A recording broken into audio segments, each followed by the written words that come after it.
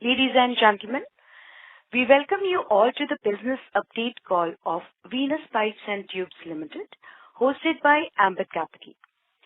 This conference call may contain forward-looking statements about the company, which are based on the beliefs, opinions, and expectations of the company as on the date of this call. These statements do not guarantee the future performance of the company and may involve risks and uncertainties that are difficult to predict. As a reminder, all participant lines will be in the listen-only mode, and there will be an opportunity for you to ask questions after the presentation concludes. Should you need assistance during the conference call, please signal an operator by pressing star, then 0 on your touchtone phone. Please note that this conference is being recorded. I now hand the conference over to Mr. Dhruv Jain from Ambit Capital. Thank you, and over to you, sir. Thank you. Good morning, everyone. On behalf of Ambit Capital, I welcome you all to the business update conference call of Venus Pipes and Tubes Limited. We are pleased to have with us the management team represented by Mr. Arun Kothari, Managing Director, Mr. Dhruv Patel, Whole-Time Director, and Mr. Kunal Bubna, CFO of the company. We will have the opening remarks from the management followed by a question and answer session. Before we begin, please note that this call is held to discuss the business update by the company released last night, and we would request all the participants to limit your questions around the same. Thank you, and over to you, Arun sir. Good morning and warm welcome to everyone on the business update call for Venus Pipes and Tubes Limited. I have been joined by Mr. Dhruv Patel, our Whole-Time Director, Mr. Kunal Bubna, CFO, and SGA, our Investor Relations Advisor. We have uploaded our business updates, investor presentation on stock exchanges and company's website, and I hope you had opportunity to go through the same. Our journey over the past few years has been exceptional. We came with an IPO in May 2022 and raised funds of rupees 165 crore for expanding our capacity by 3x and backward integration. Since the commencement of this capex, we have seen a strong growth in our financials with a significant margin expansion on the back of robust execution and strong capacity utilization. Now, with great pride, I am here to say that our company has announced its next phase of growth with a capex of rupees 175 crores towards value-added product lines, fitting, welded, and seamless pipes and tubes. To give you a brief about this product line, I will hand over to Mr. Dhruv Patel, Whole-Time Director. Good morning, everyone. To begin with the fittings business, fittings are essentially components in piping systems, which allows the connection, redirection, and control of fluids or gases within industrial environments. Our offerings will include various types of fittings, such as flanges, elbows, nipples, reducers, tees, etc. With only a limited number of competitors in this specialized sector, our decision to integrate fittings into our product offering elevates us to a unique position as a comprehensive PFF solution provider within the market. So we'll customize the fittings according to client specifications, which may involve modification in sizes, shape, material, or any other parameter required by the client. This expansion not only enriches our value proposition to customers, but also fortifies our competitive advantage, as we now offer a complete range of components necessary for robust piping solution. By aligning our offering with the diverse needs of our clientele, we position ourselves as the go-to source for comprehensive piping package. Furthermore, leveraging our existing loyal clientele, we will expedite approvals and foster deeper relations, propelling our growth trajectory. A key aspect of our strategy involves sourcing raw materials internally, utilizing wastages generated from our pipes business. This not only ensures cost saving, but also promotes sustainability by minimizing resource wastages. Further, additional RM will be procured from wastages of other players in the industry. The integration of fittings into our product portfolio addresses previous limitations in our offerings, ensuring that we can fulfill customer orders comprehensively. Previously, there may have been instances where we were unable to fulfill orders that required fittings along with pipes, as they were not part of our offerings. However, with this strategic expansion, we bridge any gaps in our product offering and can confidently address the diverse requirements of our clientele. This comprehensive approach strengthens our market position, enabling us to effectively cater to a wider range of customer needs and solidifying our reputation as a trusted and reliable partner in the industry. Overall, this move strengthens our position in the market by enabling us to effectively cater to a wider range of customer needs and requirements. Coming to the welded and seamless value-added products line, we are introducing a specialized product line of titanium welded tubes, along with stainless steel seamless and welded tube lines. These tubes are meticulously designed to endure the most demanding operating conditions, while consistently delivering reliable performance. What sets these products apart is not only their exceptional quality, but also their exclusivity, as there are few manufacturers in the industry who are actually making these tubes.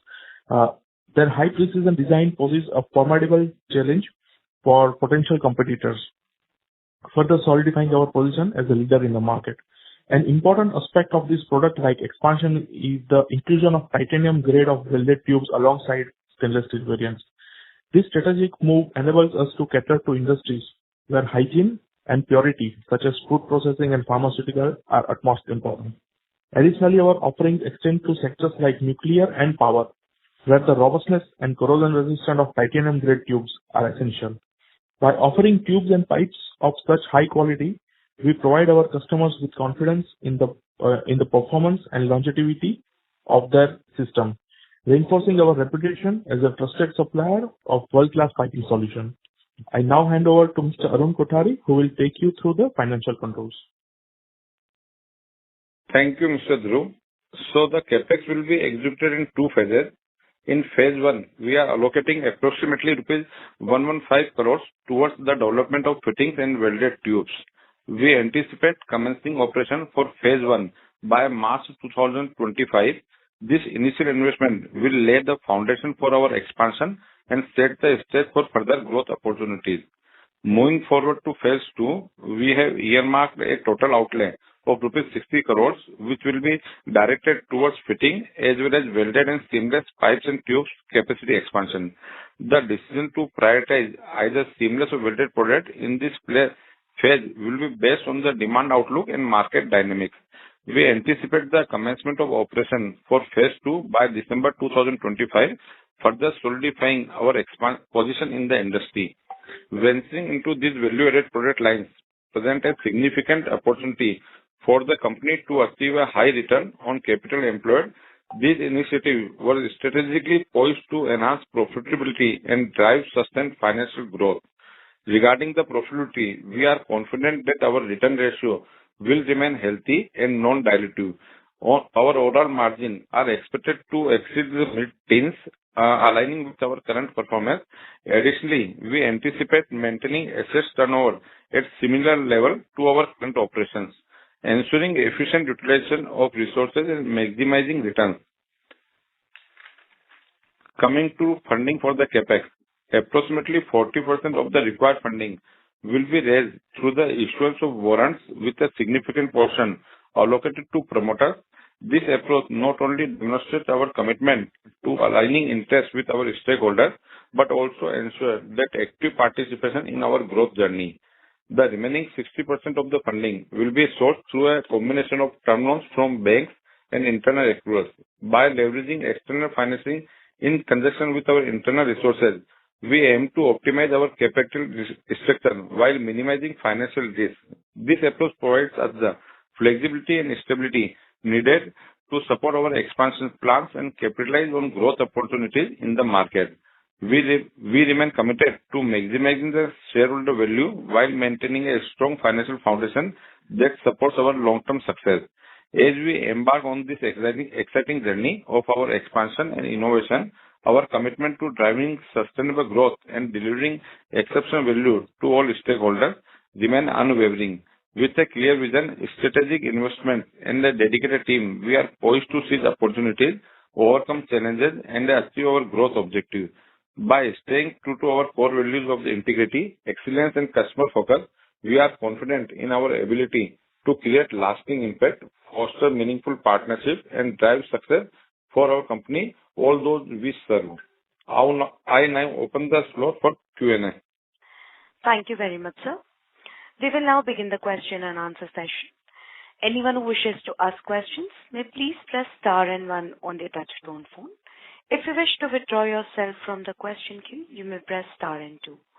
Participants are requested to use only handsets while asking a question. Ladies and gentlemen, we will wait for a moment while the question queue assembles. The first question is from the line of Suman Kumar from Antique Stock Broking Limited. Please go ahead.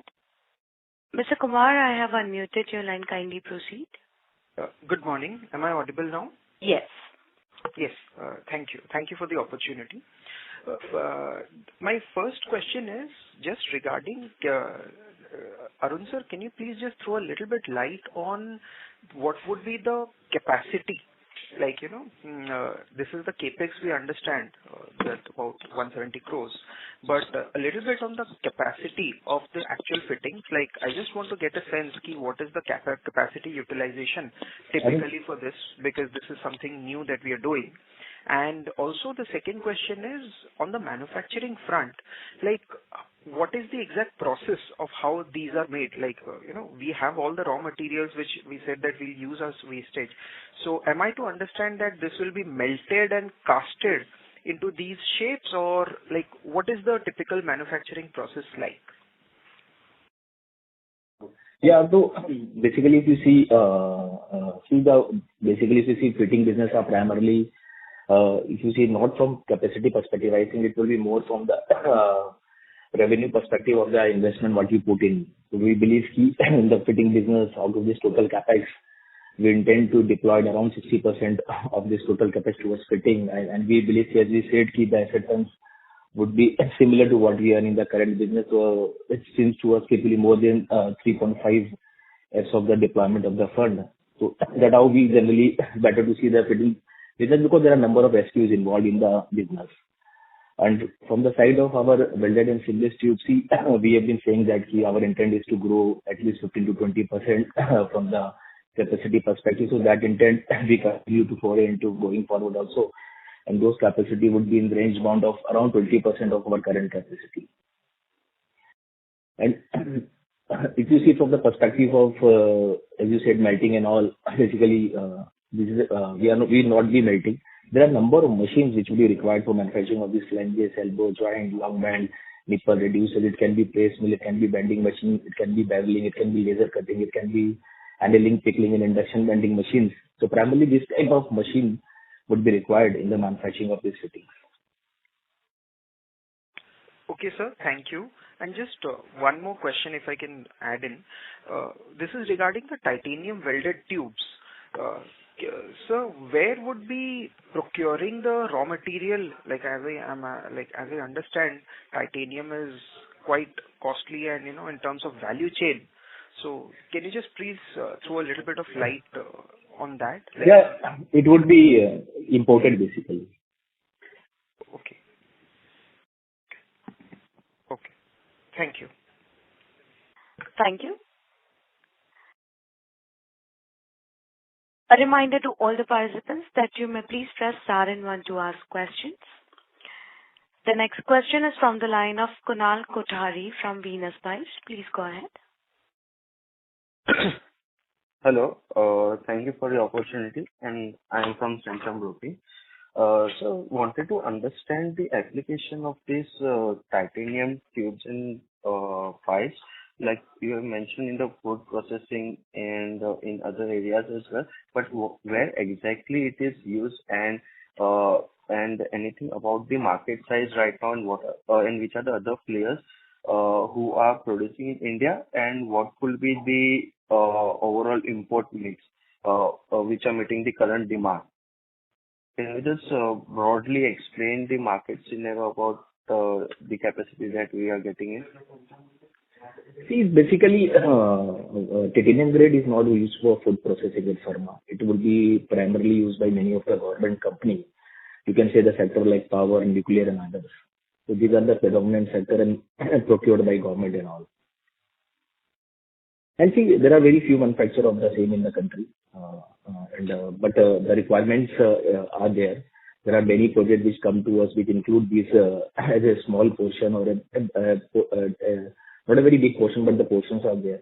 So it sometimes depends of us from those qualifying for those projects and also. Definitely with this addition of this product, we will be qualifying for many more projects. Our outreach to these additional sectors and along with these few tenders and orders would be reached. And see, there are very, as we said, there are only very few manufacturers who does that. So it's a slightly high EBITDA driven market, more value added product primarily. Yes, so wanted to understand little deeper. Like right now, as you mentioned, very few producers are in India. So whom are they, and out of the overall demand, are we usually dependent on imports? And can you quantify the details, sir? Giving the name of other manufacturers, it won't be, I think, would be right on our part. But see, it's being, you can say definitely it are imported and also being used by few of the selected manufacturers who manufacture this product.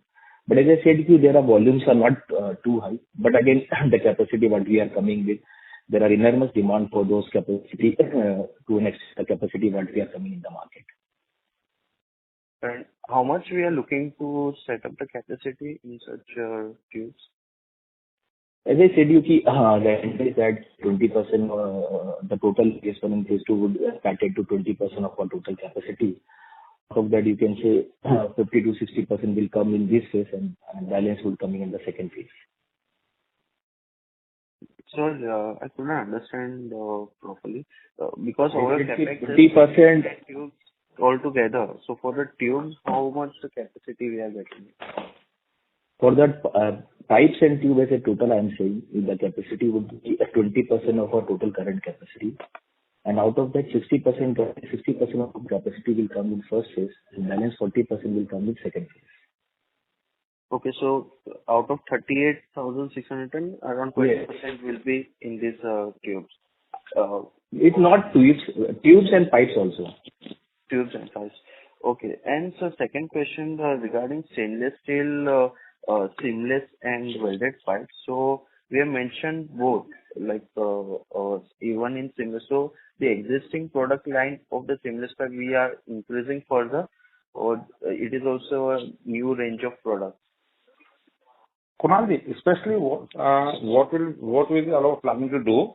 जो titanium और especially जो tubes है, that capacity will come in the first phase, as Kunalji has told you. That capacity will be around 3,600 metric ton, which will be just approx, which will come in by end of this March 2025. For remaining, we are planning to further expand the capacity of the 3,600 metric ton by the December 2025. Which will be the mix of the welded with the existing capacity of the welded pipe and seamless pipe. So you can describe in this way, Kunalji. In the welded pipe. Yes. Yeah, please continue, sir. Yes, it's done, Kunalji. You got the point, na? Yeah, I got it. Thank you, sir. Okay, that's all. Thank you. Thank you. Ladies and gentlemen, in order to ensure that the management will be able to address questions from all participants in the conference, kindly limit your questions to 1 or 2 per participant. Should you have a follow-up question, please rejoin the queue. Thank you. The next question is from the line of Sneha Talreja from Nuvama. Please go ahead. Hi, good morning, sir, and thanks a lot for the opportunity. Just a couple of questions from my end. Just wanted to understand what could be the sizable market opportunity, both in terms of titanium grade pipes and tubes that you are planning, and even fittings. Just to give you an example, what portion of fittings is used in pipes? Like, what's the pipe to fittings ratio? That's one. Who are the existing players, in case you can highlight, or what's the percentage of imports coming in the market for both the cables? Yes, Sneha, good morning. Sneha, mostly first I will come on the fitting, in the fitting side. Fitting side, just there is as we are earlier also told in the pipe industry, there is not much capacity and details are available from the industry or from the market research, because since very limited players are in the market. So in fitting side is also same position. There is a very limited player in the market. fitting business right now depends on the import as well as the small domestic unorganized player. 3 to major players in the unorganized sector also. We can say that 3 to 4 players are the major player. The name I will give in the one-to-one discussion anytime to you, or remaining are the very unorganized players. So since capacity is not available, but what we have observed from the all the industry experts and all the person who are the piping engineers or who are using the pipes in their industry, mostly the fitting is used along with the pipe, because pipes along only pipe cannot be serve the any industry purpose because the pipe length is limited. So pipes required to be joined with some places. Pipes required to be sizes are to be reduced. Reducers are used to use the different size of pipe, and pipe required to bend. All these are things that come through the fitting only. So what's our observation? Almost with the total pipe business. If you just I'm saying in tonnage in tons only, almost in the all the pipes business. So 40% are the requirement of fitting. If the pipes is required, say for example 10,000 tons, so fitting requirement is almost 4,000 tons. It's a general phenomena in the all the industry. Understood. So 40% is the fitting share. Yeah. Understood. Which is currently being catered either by import or smaller unorganized players or very larger players that you are now planning. So customer set all would be the same for this particular fitting things, and margins would be slightly better off with similar answers. Yes. Understood. Sir, in case of titanium grade pipes and tubes also, in case you can highlight what would be the market size that we should look at? What's the percentage of imports that is currently being coming in the market?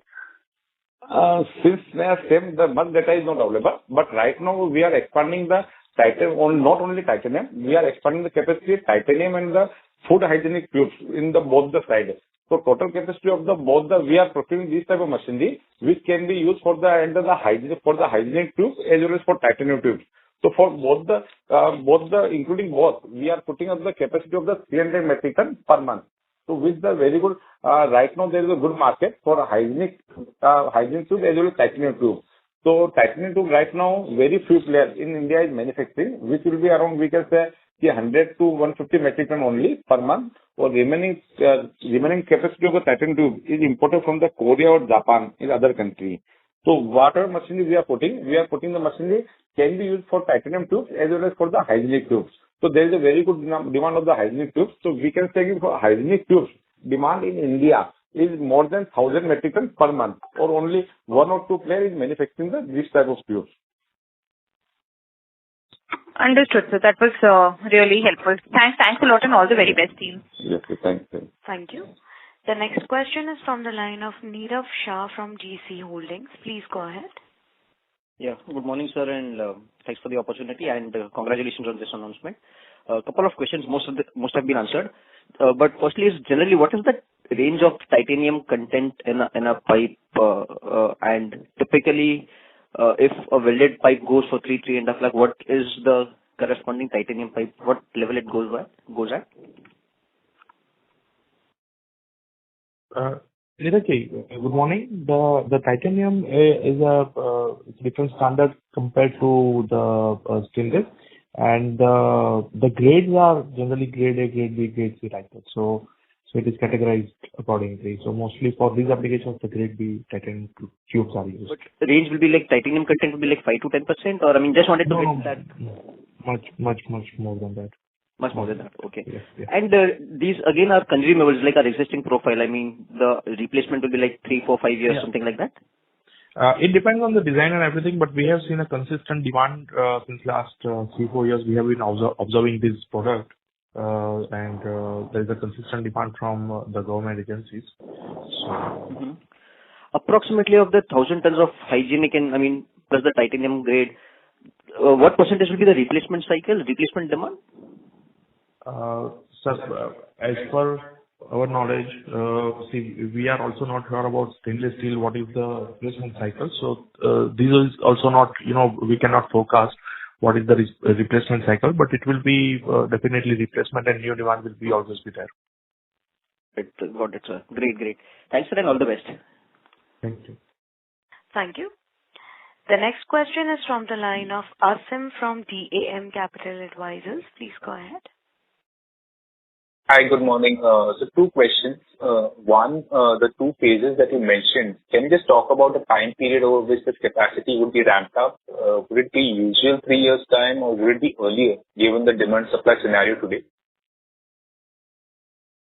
Basically, as we said, the first phase we intend to get away complete by tentatively by March 2025. So we believe the 50% or more than 50% should we would be able to utilize in the next financial year. And post that, we believe the substantial portion would be utilized. So it won't be very much longer period, but primarily you can see post expansion 2 year should be a period wherein the majority of the capacity should be able to utilize. So roughly by FY27, a good portion of the capacity will be utilized. Yes. Okay. And second, I mean, you did talk about, you did say that margins are slightly better than the existing business, but can you just give some rough sense how different would that be for fittings and the value-added pipe segment versus the existing business? So it's very, if you see, we have tried to give as much detail as we can give in our slide. But just to mention, and we'll be mentioning that, again, fittings are largely led by many of the organized sectors and a bit of import also. So I think those rooms are, you can see those rooms will be available to us to penetrate in the market from the perspective of volume. And again, keeping a very, those players, margin would be also far more lucrative. And again, see, whenever we supply pipe, let's say packaged type of product wherein pipe always requires fittings. So substantially those things will definitely help us to get a higher margin as compared to what we earn in our current business. That I think can, at this level I can say at this stage. Okay. Okay. Thank you very much. Thank you. We'll take the next question from the line of Sagarika Chetty from Anand Rathi. Please go ahead. Hello, am I audible? Yes, ma'am. Yeah, hi. Thank you so much for this opportunity. You mentioned that for the titanium pipes, you will be importing material. Can you specify from which area, specifically which countries? And that is my first question, if you can shed light on that. Any specific? It would be basically from China and Japan. Okay. Okay. And the second question is just a clarification. So you said that 50-60% will be completed by March 25, adding in 3,600 metric ton per month, correct? And the second would be in December 25. By December 25, adding another 3,600 metric ton per month, correct? Is that what I'm getting? Yeah, near to these numbers. Okay. Okay. Apart from fitting. Apart from fitting. Okay. Thank you so much. Thank you. Thank you. We'll take the next question from the line of Maithili Balakrishnan from Alchemy. Please go ahead. Hi. Hope I'm audible. Yes, Just to understand on the fitting side, are there also qualifications similar to what we see on the tubes? And, how long will it take for us to be sort of, get these qualifications and therefore get our capacities utilizable? See, it's very similar what you said, as we go through the pipes, the similar qualification, similar inspections and things are done. But as we are already in this business of piping and all, it gives us a good room to get this qualification in a faster track. So we believe we will be able to ramp up this operation with getting the required desired qualification as and when we start this project. Got it. And do we supply some fittings, procuring it from outside to our existing customers, or is this something that we don't do at all currently? No. We actually we have been doing. We have been supplying fitting to our customers since long, but those portions are not very high. We have been receiving many orders from the customer wherein we were regulating those orders. But we've seen over the past there are a lot of demand of pipe along with fittings from our customers, and we were unable to sometimes qualify for those orders and all. So keeping all this under perspective, we decided to foray into fittings. Got it. And currently you said that we do supply some, but that is outsourced from outside? Yes, it is outsourced. Okay. And what would be the quantum of that? Not primarily, not much. You can say in the range Not much. amount of around 5%, something sort of that. Okay. And this fittings, will it be largely made to order, or will you also be supplying to your trade partners? Well, definitely see, when we start with, as we have done in pipe, there would be mix, it will be direct order and also to traders and stockists because they cater a good amount of this market. But the endeavor will always be to get the required qualification at the required time and keep on penetrating more towards direct supply. Got it. And in terms of the titanium pipes, you mentioned that largely the contracts which you're seeing are from government end. Is this in defense, space, those kind of sectors, or could you just give us some sense of the sectors in which you're seeing the demand for titanium pipes? Maybe nuclear, power, sort of that. Okay, got it. Thanks. That's all from my side. Thank you very much. Thank you. We'll take the next question from the line of Sahil Sangvi from Monarch Network Capital. Please go ahead. Yeah. Hi, good morning. Am I audible? Yes, sir. Please proceed. Yeah. Yeah. First of all, very much congratulations for a second fundraise in a very short duration and the kind of the developments which have happened in the business.